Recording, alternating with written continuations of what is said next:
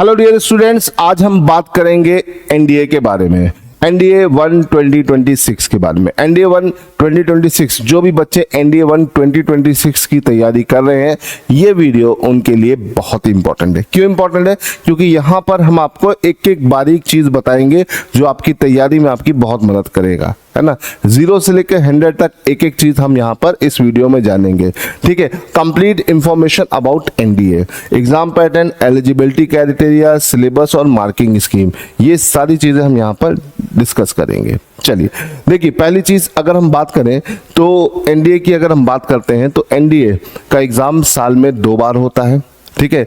और 1954 में हमारा एनडीए एस्टेब्लिश हुआ, ठीक है। 1954 में सबसे पहली बार इसका एग्जाम हुआ।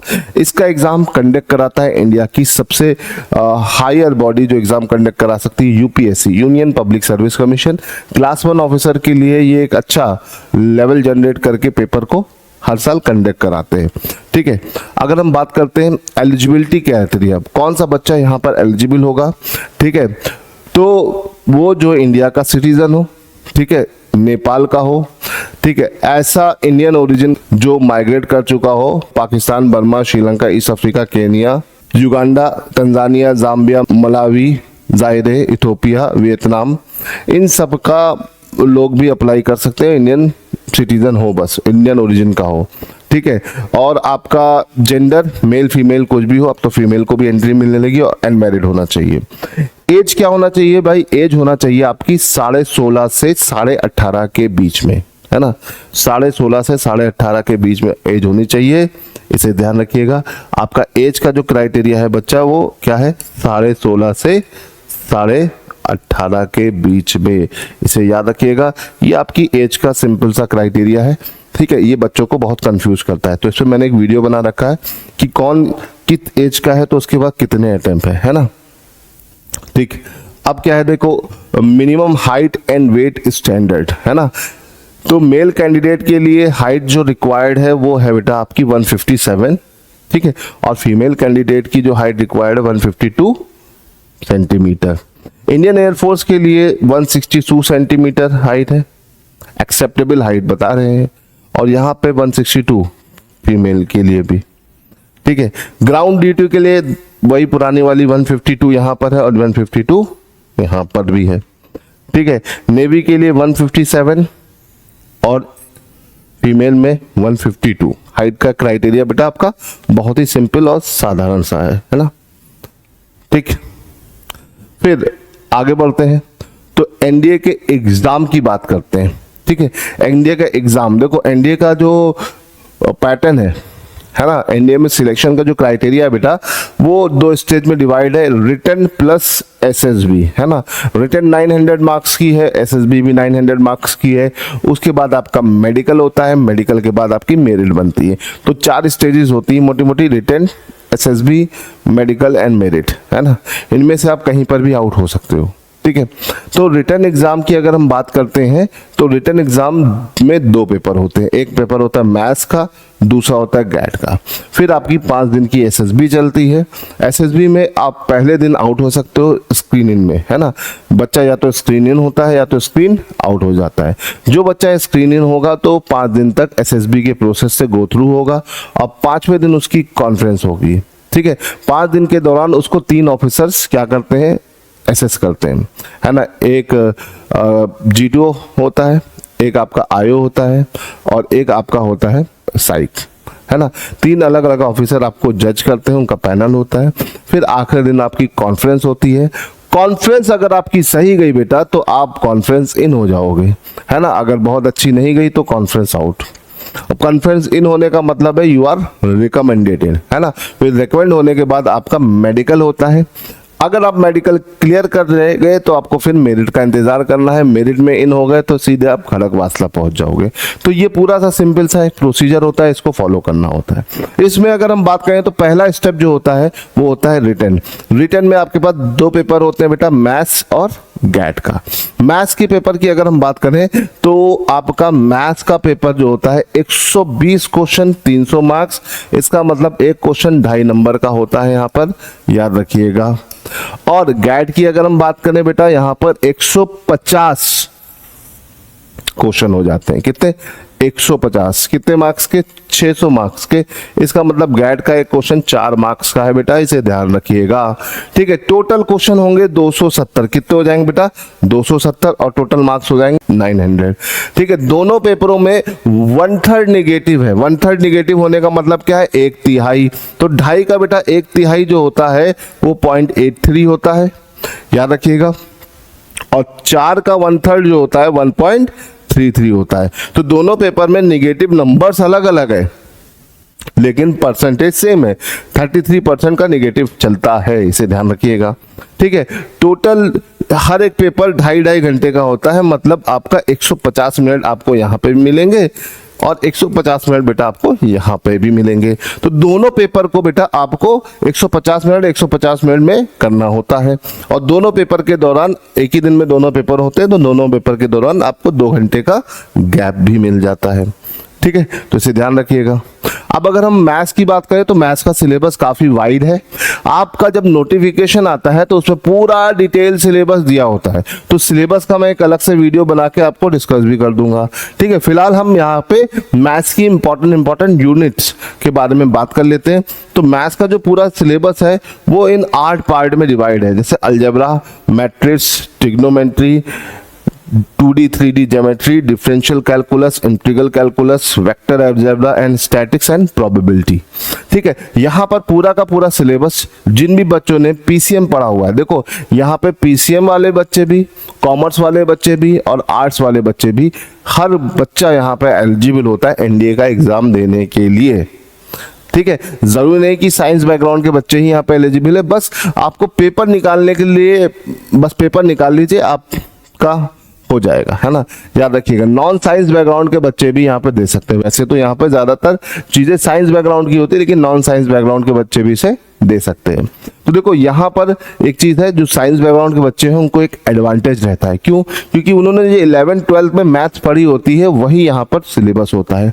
तो अगर बच्चा आप 11th क्लास में हो तो 11th अच्छे से पढ़ी है, क्योंकि इसका आधा सिलेबस 11th का है, आधा सिलेबस 12th का है। नॉर्मली बच्चे क्या करते हैं, अपने सिलेबस पर ध्यान नहीं देते हैं ना, और वो 11th को बहुत हल्के में लेते हैं, और उसकी चलते आपका बहुत ज़्यादा लॉस हो जाता है जब आप एनडीए की या जेई की तैयारी में लगते हो। तो इसे लॉस में मत बदलिएगा। ठीक है, अलजेब्रा, ट्रिगो और स्टैट्स जैसे सब्जेक्ट आप क्लास 11 में पढ़ते हो, तो इसे ध्यान रखिएगा, इसको अच्छे से पढ़िएगा, क्योंकि एक अच्छा वेटेज कवर करता है आपके पेपर में। ठीक है, चलो आगे बढ़ते हैं। तो गैट का पेपर होता है। गैट का फुल फॉर्म है जनरल एबिलिटी टेस्ट, GAT। इस जनरल एबिलिटी टेस्ट में बेटा आपके 2 सेक्शन होते हैं, section A and section B। Section A पूरा इंग्लिश का होता है, सेक्शन B में फिर 2 सेक्शन डिवाइड होते हैं। एक पूरा सेगमेंट होता है साइंस का, दूसरा सेगमेंट होता है आपका जीके का।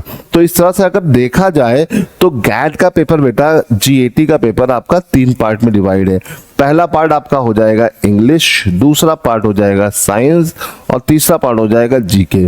सब 50-50 क्वेश्चन कवर करते हैं बेटा।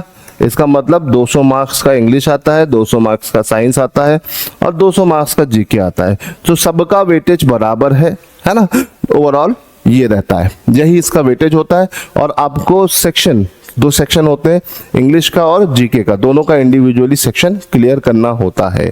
ठीक है, तो इसे ध्यान रखिएगा।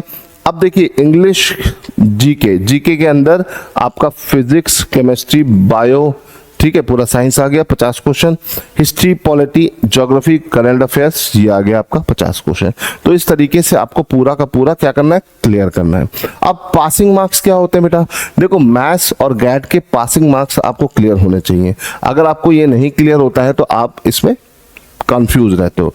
देखो यहाँ पे क्या है, निगेटिव तो है ही है, लेकिन अगर इस 300 नंबर में आपके पास बेटा 75 नंबर आ गए हैं तो you are passed in this paper. अगर इस 600 में आपके पास 150 नंबर आ गए हैं, जिसमें से कम 50 इंग्लिश में हो और जीके में, मतलब साइंस और जीके मिला के 100 नंबर हो, ठीक है, तो अगर इस ब्रेकडाउन पर आपने पास किया है तो आपको कोई दिक्कत नहीं होनी है। बट 150 प्लस 75 ऐड करोगे तो ये सिर्फ 225 होगा, और एक अच्छी नंबर से पास होने के लिए आपको 350 से 400 के बीच नंबर होना चाहिए। तो इसीलिए ये गैट का पेपर जो होता है वो आपके लिए हमेशा स्कोरिंग रहता है। तो स्कोर करने के लिए आपको क्या करना है, गैट को बहुत अच्छे से तैयार करना है। मैथ्स का टारगेट आपका बच्चा होना चाहिए 100 मार्क्स, और यहाँ पर गैट का होना चाहिए 300। 100 और 300 आपका 400 है। आराम से आप बेटा पास होके फिर आगे कोई दिक्कत नहीं आएगी। देखो रिटर्न निकालना इज नॉट जस्ट इंपॉर्टेंट है ना, क्योंकि रिटर्न तो बहुत सारे बच्चों का निकलता है, बच्चे एसएसबी में रिकमेंड भी हो जाते हैं, लेकिन जब दोनों का नंबर जुड़ के फाइनल मेरिट बनती है तो बहुत सारे बच्चे मेरिट आउट हो जाते हैं। तो मेरिट आउट होने से बचने के लिए आपको पहले स्टेप में बहुत सावधानी पूर्वक काम करना होता है। तो इन सारी चीज़ों को बेटा आपको ध्यान रखना है, ठीक है। आई होप कि आपको समझ में आ रहा होगा, ठीक है। तो इसे ध्यान रखिएगा। तो ये तो हमारा हो गया सिलेबस डिस्कशन, ठीक।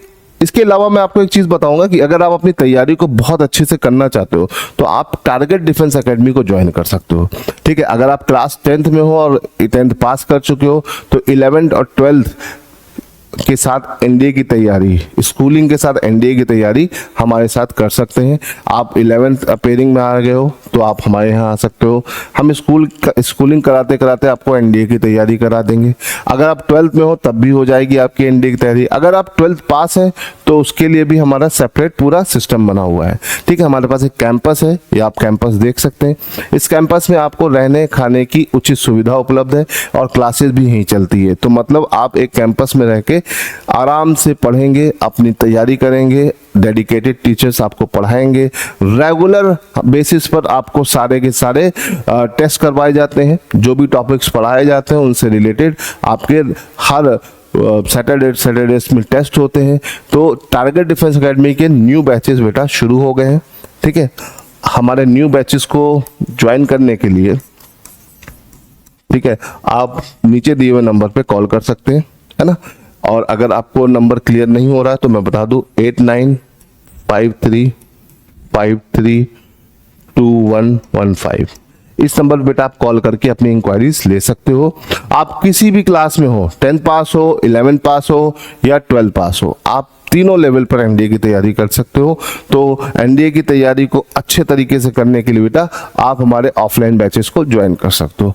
जो बच्चे 12th पास कर चुके हैं या जिन भी बच्चों को ऑनलाइन बैचेस लेने हैं वो यहाँ पर अपना इंक्वायरी जनरेट कर सकते हैं और टारगेट डिफेंस एकेडमी की ऐप को इंस्टॉल कर सकते हैं, है ना। हमारी ऐप जो है प्ले स्टोर पे अवेलेबल है ना।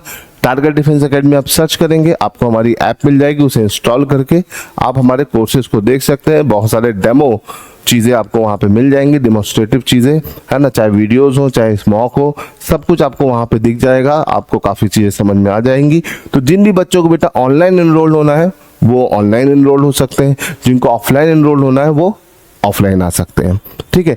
यही सही राइट टाइम है, यही राइट समय है अपनी एनडीए की तैयारी को एकदम मजबूत करने का, ठीक है। तो चलिए इसको थोड़ा सा ध्यान रखिएगा और जिन भी बच्चों को कोई भी क्वेरी है तो वो कॉल कर सकता है। चलिए बच्चों आज के लिए इतना रहने देते हैं। जय हिंद।